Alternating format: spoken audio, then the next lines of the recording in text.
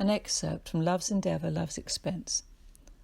I have noticed over many years that the progress of quite serious thinking may be assisted by incidents of the most ordinary and even trivial kind. So it was in the present case. On a winter morning, 2 schoolboys in their early teens asked me to suggest an occupation for the half-term holiday. I was unprepared and rather barren of ideas, but eventually, having once occupied myself in the same way, I suggested that they might make a model of a tract of countryside. I reminded them of an area around a waterfall in the west of Ireland, which both they and I had recently visited. I explained how a model might be made out of stones and twigs and plaster and paint. I offered them a room in which to work, and I told them where they might find the necessary materials. My suggestion made no great appeal, but it was taken up out of courtesy rather than enthusiasm. Enthusiasm was even less when the 2 had assembled their rather unattractive raw materials of stones from the street, dead twigs and old paint in dirty cans. Nevertheless, they began to work that same morning, returned in the afternoon and again in the evening, and by the end of the day they had something which they wanted to show me. Something was beginning to take shape. Next morning they came early, and thereafter for 3 days they worked with remarkable intensity and concentration, without thought of meal times or the lateness of the hour. From time to time I watched and listened. I observed how the placing of each stone and twig was a matter for careful discussion. Each was, as it were, surveyed and its possibilities assessed. One would be split or cut so that it would fit a certain place. It would be placed. Then came the moment of waiting to see if it was right. It would be agreed that a certain stone should be painted to give it the appearance of moss, and it would be agreed that a certain mixture of paint was right. But still one had to wait and see whether the stone would take the paint without distorting its colour, and again whether when placed the painted stone looked right. Some stones and twigs and details of plaster work proved difficult. They had possibilities, but would not easily come right.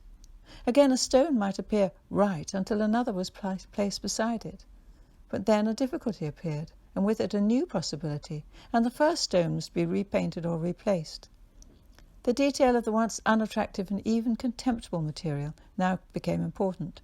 The dirt on a twig proved just right for a shadow on the branch of a tree. Spilled plaster could be made into rocks at the foot of the waterfall. In everything there was the possibility both of difficulty and of coming right, and the full possibility of each fragment must be discovered and tried in relation to other fragments. As the model grew and became of greater value, each step in its creation became of greater moment and was taken with greater intensity of care. Each item that was placed seemed to possess greater power to make or to mar. The 2 workers came to have, as it were, less room for manoeuvre. They worked less, but watched and waited more. Having expended to the full their own power to make, they became the more attentive to what the model itself might disclose. They came to discover that which they were making, and to be affected by that which they discovered.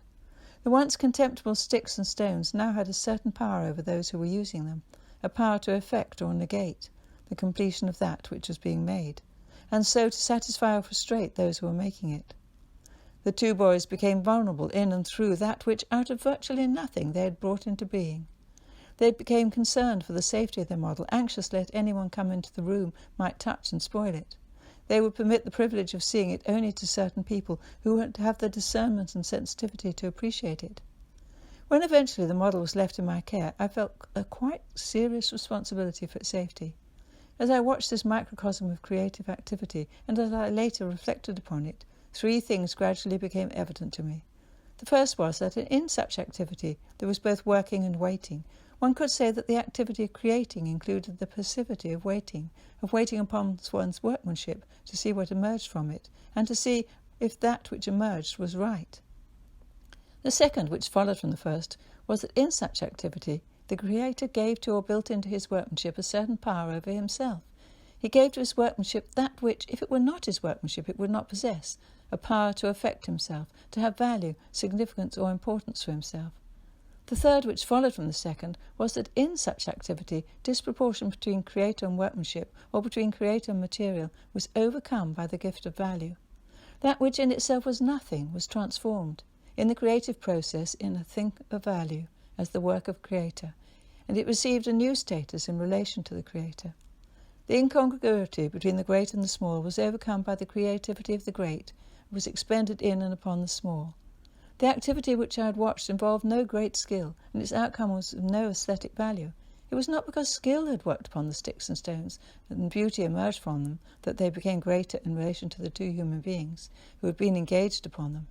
What had impressed me as observer was not the imaginative talent of the two workers or the skill of their hands. It was the total concentration upon their work of such talent as they possessed, their obliviousness of mealtimes, of their own tiredness, their expenditure upon the one task of the whole of their energy and care.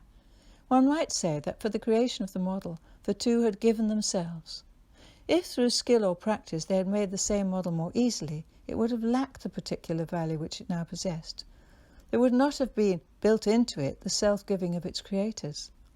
The same model mass-produced in a factory or casually constructed in the idle moments of a skilled workman would have been of no importance, and for its safety I should have felt no sense of responsibility. For the self-giving built into the model, I could find no simple word or name but love. It was love which had overcome the disproportion between the creators and their workmanship, between human beings and sticks from the dustbin or stones from the gutter. It was love which had given importance to the sticks and stones, and to myself a sense of responsibility for them. I, the observer, perceived the importance of the model and my own responsibility for it, because I knew it to be the work of love. I had actually seen the activity of love, the concentration, the effort and the unsparingness of self-giving that are involved in love. If I had simply been told that the model was the work of love, if I had known little of what love involves, then my sense of the importance of the model and of my own responsibility for it would have been less strong. It was because I had seen what love involves that I knew that the model was no trivial thing. Not until now had I realized what creative love is like.